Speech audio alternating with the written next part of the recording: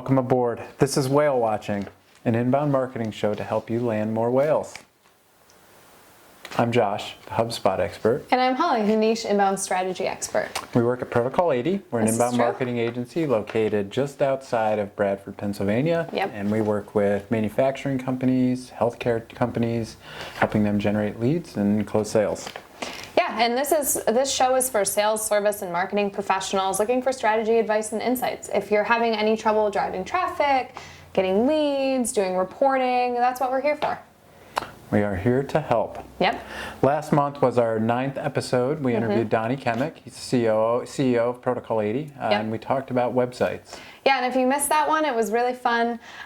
We talked about old stuff. Websites, things like that. New stuff. Lots of good stuff. This month is maybe more exciting, depends on who you are. Yeah. We're going to be talking about ROI, or return on investment. Yeah, so in the past we've kind of touched on ROI when we've talked about reporting and things, but we realized we've never really done a deep dive, so we're going to try and do that today. Sure. So enough talking around, Josh. Let's set sail. Let's set sail. Let's do it. In this section, we're going to ask each other questions about the topic at hand. Holly does not know what questions I'll be asking her, and I don't know what questions she'll be asking me. There's a chance that we'll get them right, chance that we'll get them wrong, but hopefully provide some valuable insight. Yeah. So my first question as it relates to ROI and or return on investment as it relates to marketing is, what do you do for your clients to convey return on investment for either high-level strategy or specific tactical things, whether that's even possible or not? It's a big question. It is. There's a lot of different avenues. It's a good thing that the topic of the show is ROI. I know. There's a lot of different avenues that can go with this. So obviously with specific and dedicated campaigns, it's a little bit easier to prove ROI than proving ROI on like a holistic marketing strategy that you're embarking on as sort of your foundation. That gets a little bit more tricky. I'm going to set that aside for a second and talk about specific campaigns. So obviously when you're using paid advertising campaigns on either Google or LinkedIn or Facebook, that's a little bit easier, right? Because you're very easily able to take the amount that you invested in the platform and divide that by, the 100. Customers retained, the value of the lead retained, all of that kind of thing.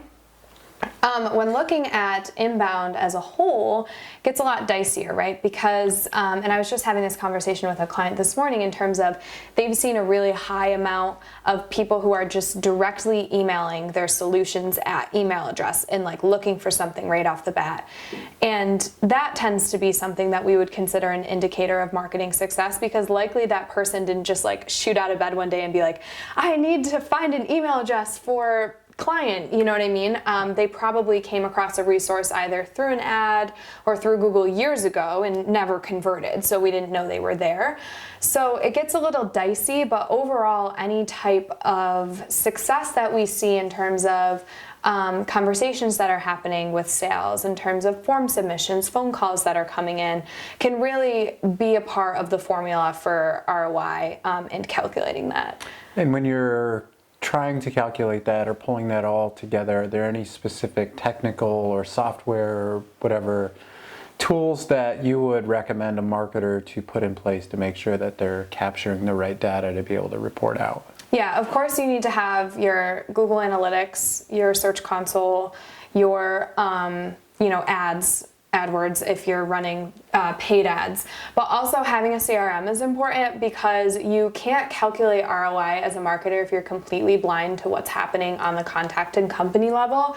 And that's huge. And that can be a point of frustration for any marketer when a stakeholder is like, well, we need to know the ROI on this. And it's like, okay, but nobody's actually using the CRM to tell us how many people became customers, how many people are in a deal phase, and what the projected revenue of that deal might be. So a CRM is absolutely crucial to do any type of digital marketing ROI calculation. As I mentioned, it's not so black and white. You are kind of working with like general ROI in terms of like, okay, while we've been blogging, we've spent this amount on blogging, and this amount of contacts came from blogging in the past year. So we can roughly estimate the return to be this.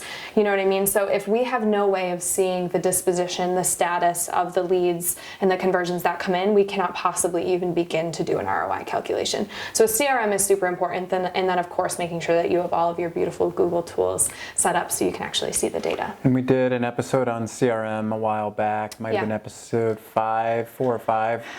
So if you're interested in learning more about CRM, I would check that out. Definitely, and it doesn't have to be crazy expensive. I mean, obviously I would recommend to save your marketing team time doing a really robust CRM that has closed loop reporting, and then you can really easily calculate ROI and performance upon each of your promotional channels. But also it can be done with, you know, a free CRM as long as there's communication there as to like what the status of this particular lead or company is. Got it. So I have one more question for you. When we look at leads that are coming in, we've got leads that are just general people that are raising their hand. General people? General people. They're downloading stuff, they're filling out forms, whatever they may be. And we've talked before about marketing qualified leads, sales qualified leads, opportunities.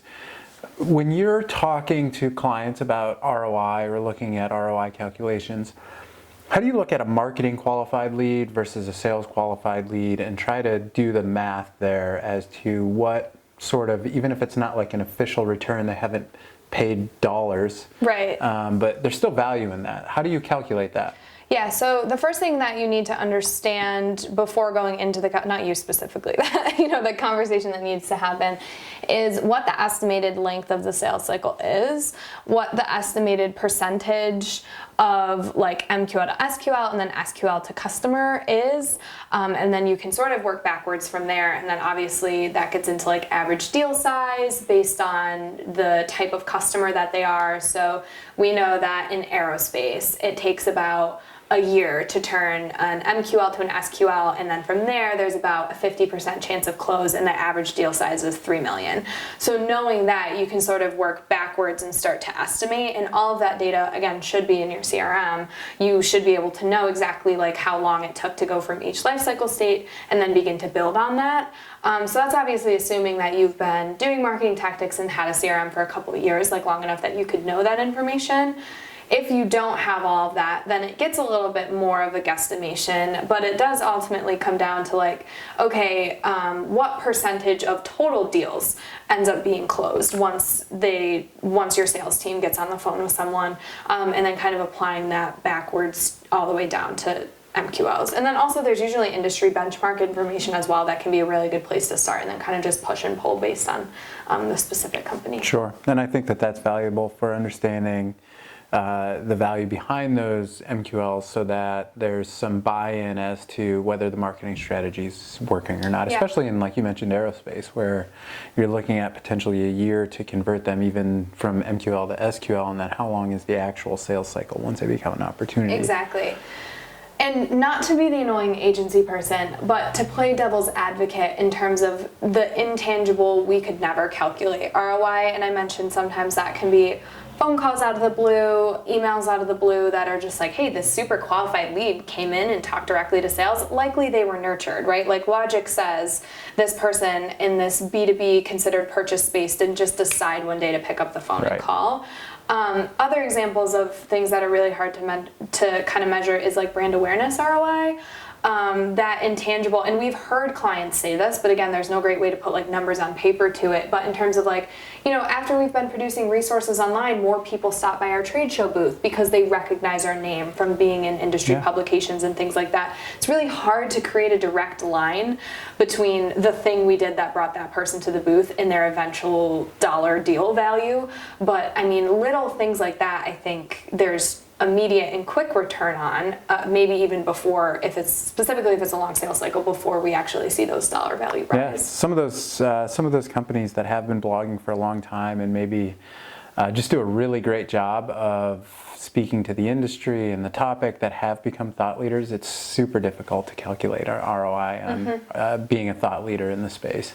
And I will say, generally, we don't really need to. Not that we don't need to, but there tends to be just an overall sense of like, oh, this is working because calls have increased, because forms have increased, because that generally does start to turn to like, okay, we're doing ROI analysis on our third-party advertising and our Google campaigns more so than our overall marketing investment.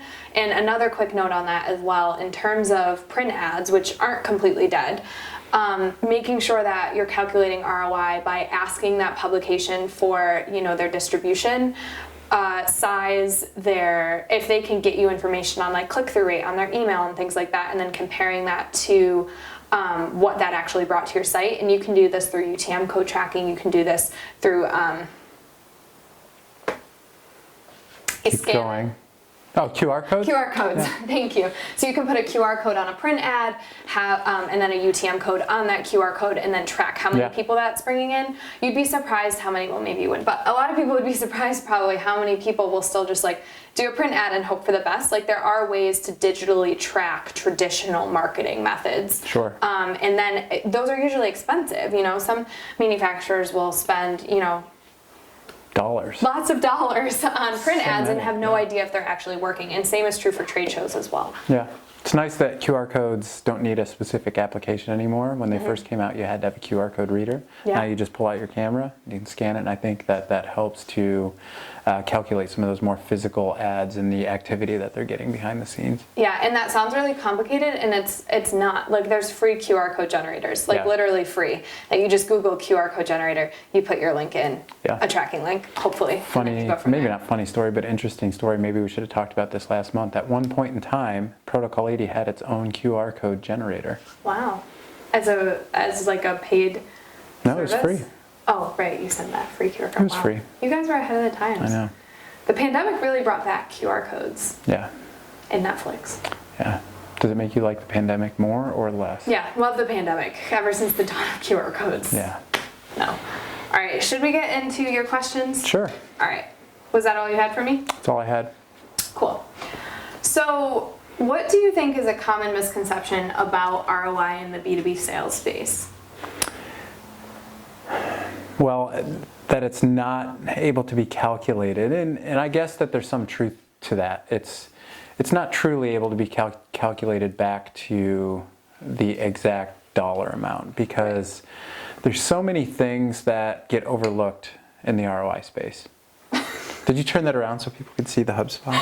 No, I just felt like I untwisted it very dramatically. Sorry, please continue. So there's a lot of value in even thinking about, let's say, our database, for example, or people that stumble and search and find information and find content and read it and engage. And even if they don't fill out a form at that time, they're educating themselves, they're finding information, and they're getting it from that source. Right. So the more and more that's happened, the more and more that customers are engaging with that, the more and more sales should come from it, sales conversations at least, and eventually opportunities and dollars.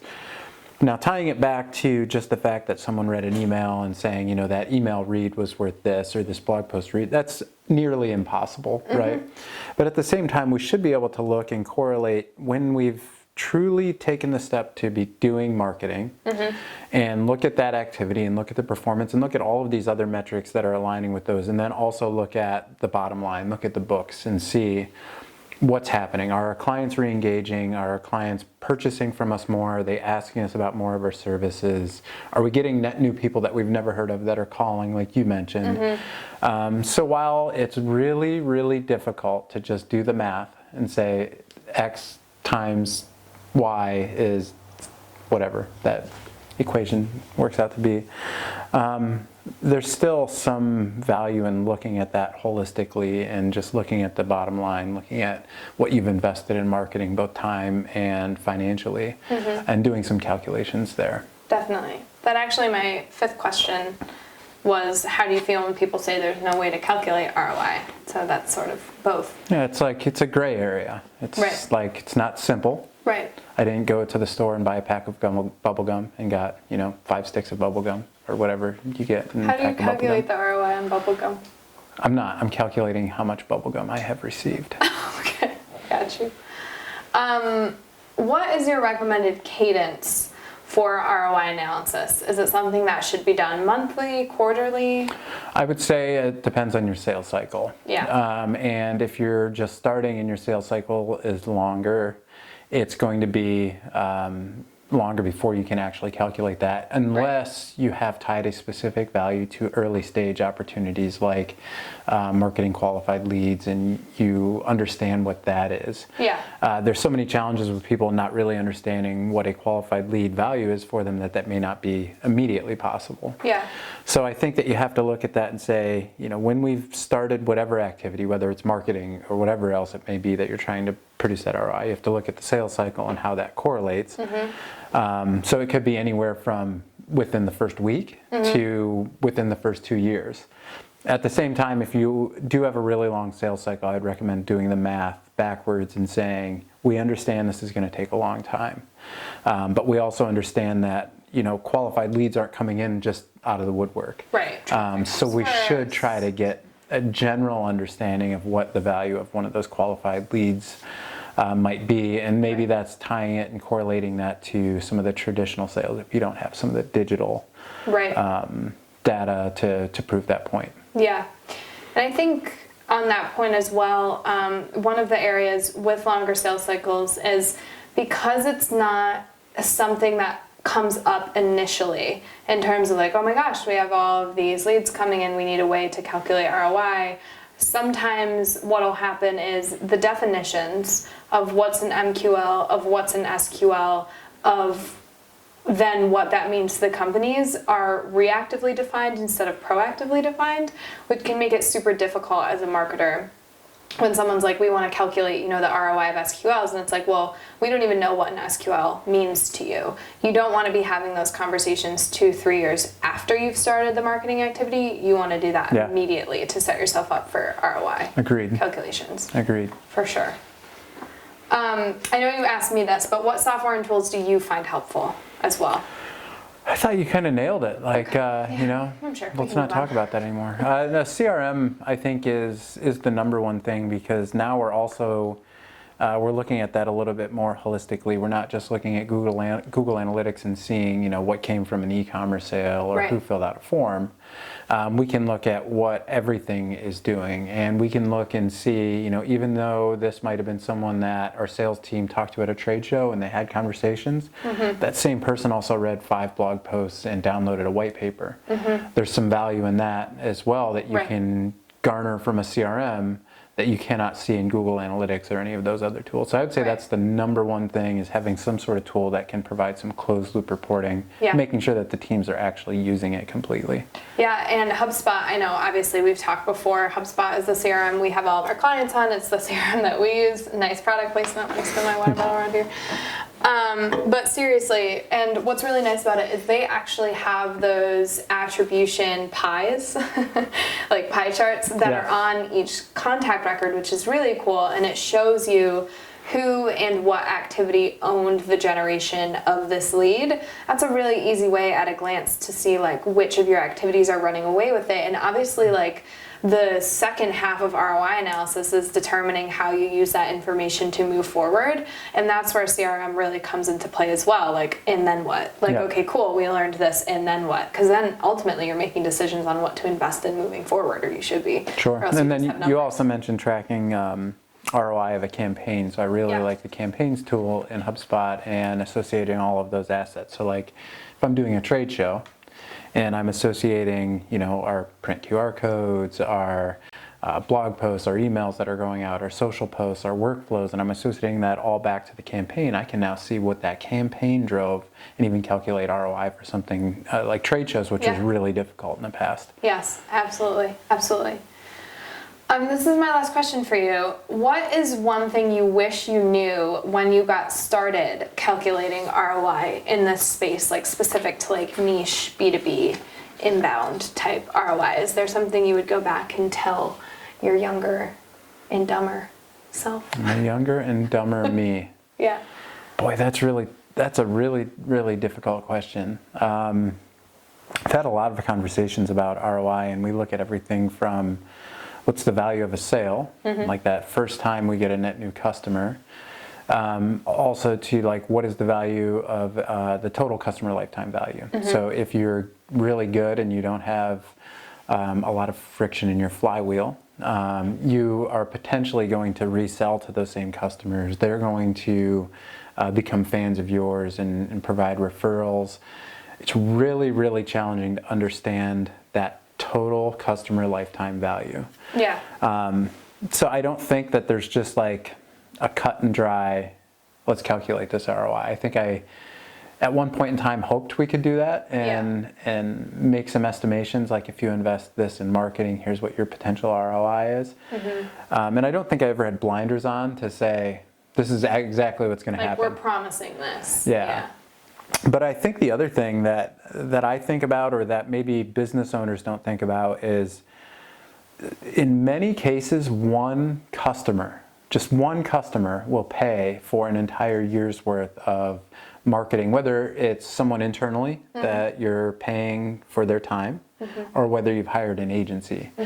I think it's so challenging for a business owner to look at that expense that's going out as an investment, when realistically that's what they should be looking at it as. So and I think marketing has kind of a ripple effect across other areas that nobody talks about in terms of like hiring.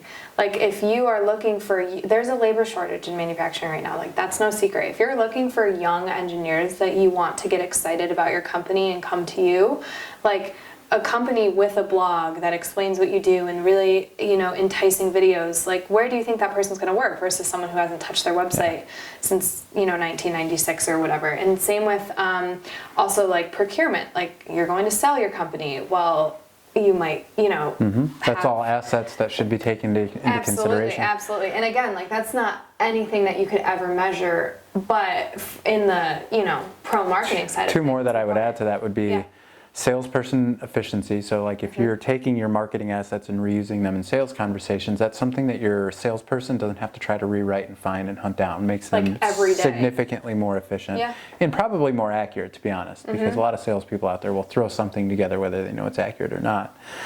Then the other aspect of that, what I would say, is just that learning aspect that the marketers that are creating the content is picking up. But then also, if you can engage your employee base to read and understand some of that stuff, you're kind of also building an LMS or learning management solution at the same time as you are marketing, which is cool. Absolutely. That's like in a nutshell why I feel very passionately about inbound versus like traditional advertising, or why I always like shudder when people talk about like buying lists or things like that, because that dollar that's invested on evergreen resources and building that kind of thing just comes back over time. It increases the value, and it has all of these like ripple effects that, like, even if you're investing in PPC, like that's done. You pay that to Google, you're done. Like the smartest way to invest your marketing dollar, in my opinion, is resource creation, asset building, also learning, my opinion. training, CRM. Yeah. So we talked obviously very passionately about marketing, but it's because we mean it. Yeah. Okay, so now onto the fun stuff. I had fun with the questions. Oh, me too. Now the more fun stuff. Yeah. Our producer, Mava, has prepared some inbound marketing related trivia questions that we haven't seen yet. She's going to read them, and Josh and I are going to try and answer them correctly, and then this is scored out of 10. Is there a winner? This is not scored out of 10. Redaction. This is scored out of 6 and a funsy. We'll try and calculate the ROI on that. Ooh. Okay. So actually, these lovely questions for you guys have a lot of like numbers and statistics. Can I use Excel? No. So I will give you guys a little bit of like a little area for mistake. Okay. So if it's around the percentage or the number that I'm looking for, then I will count it as correct. Okay, thank you. Okay. Can I use paper and pencil? No, you're not going to have to do math. All right. Feel like we're doing math. I'm nervous. Okay. Okay, so marketers who prioritize their blogging 55%. are blank times more likely to enjoy positive ROI. 5.5. I'm going to say 42. You are both wrong. I've read the stat before. What is it? Marketers who prioritize blogging are 13 times more 13. likely to enjoy positive ROI. That's awesome. Yeah, that's really cool. I mean, we didn't get it right, but that's a really exciting stat. See? So we're not just talking out of our butts. 13. 13. Okay, question number 2.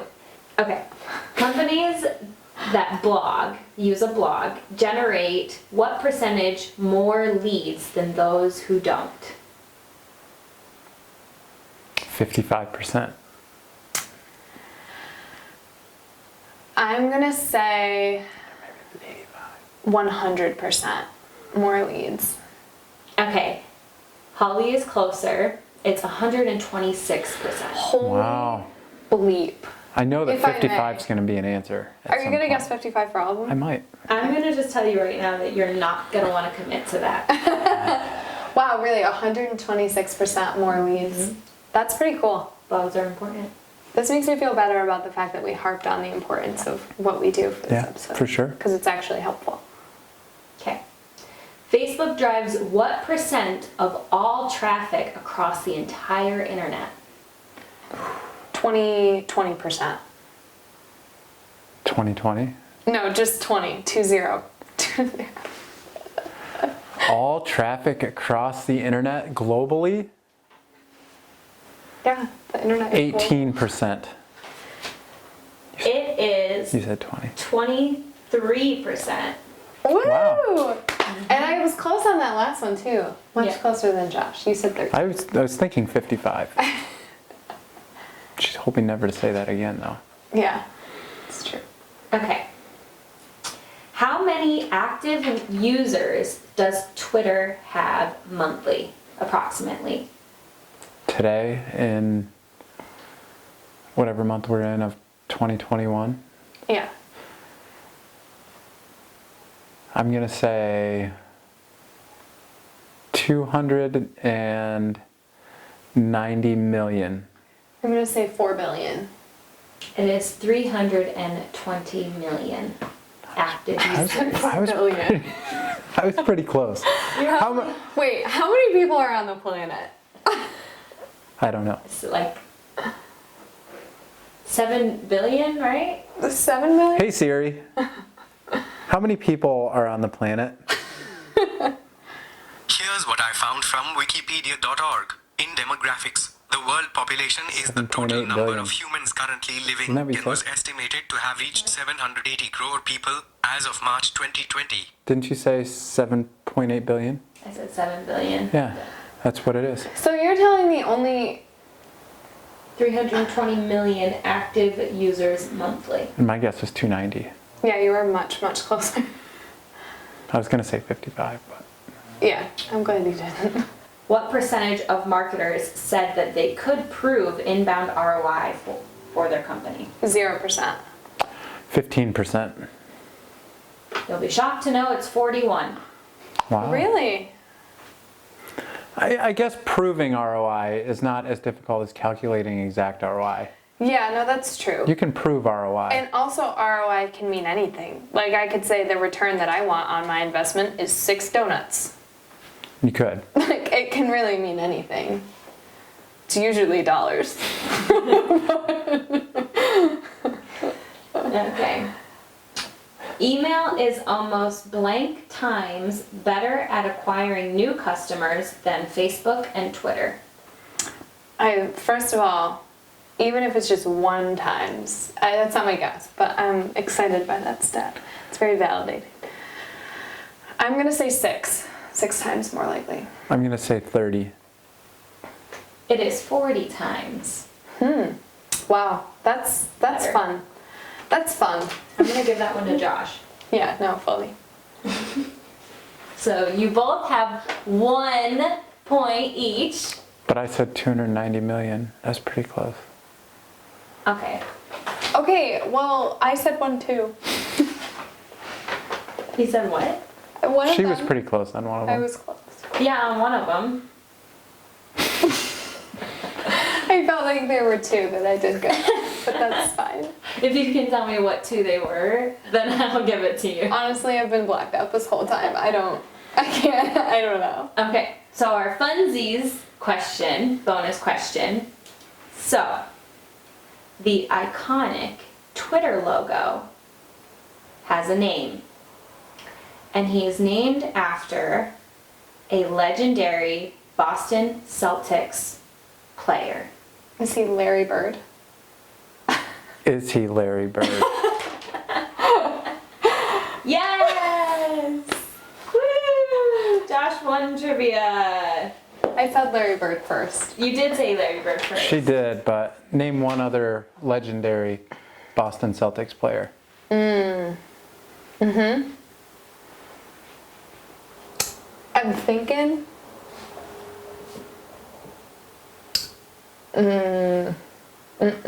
Yeah. I have a picture of a guy in my head, but I can't think of who it is.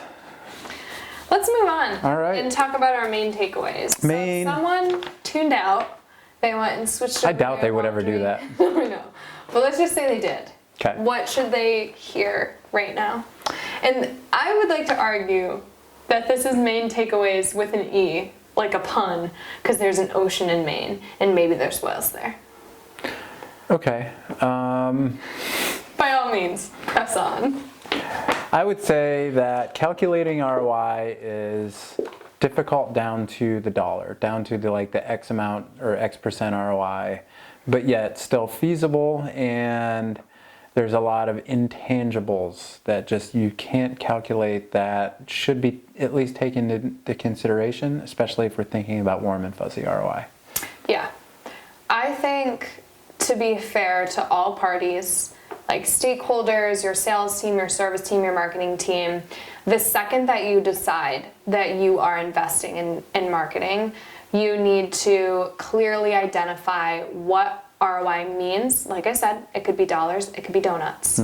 And who's responsible for what, so that it's really clear and no one's ever in the position where they're like, oh, well, I didn't know that this was something that I was responsible for generating ROI. And it's all tracked in a CRM. And it's all tracked in a CRM. Yeah. Those are my takeaways. Yeah, It's I a good agree. topic. It's something we could have a debate about someday with someone maybe. All right, so whale watching. That's our show. We air the third Thursday of every month, so the next one will be November 18th. At 1 Eastern. At 1 Eastern. We want to thank you, the viewers, for tuning into Whale Watching. Get your certificate. We know one viewer who prints out all of his certificates. Which is cool. Yeah, and if you're doing that, do that. Send them to us. Send them to us. Send us a selfie of holding your certificate. I think that would be cool. And we will show it on the next episode. Yeah. But in the meantime, we'll see you next time.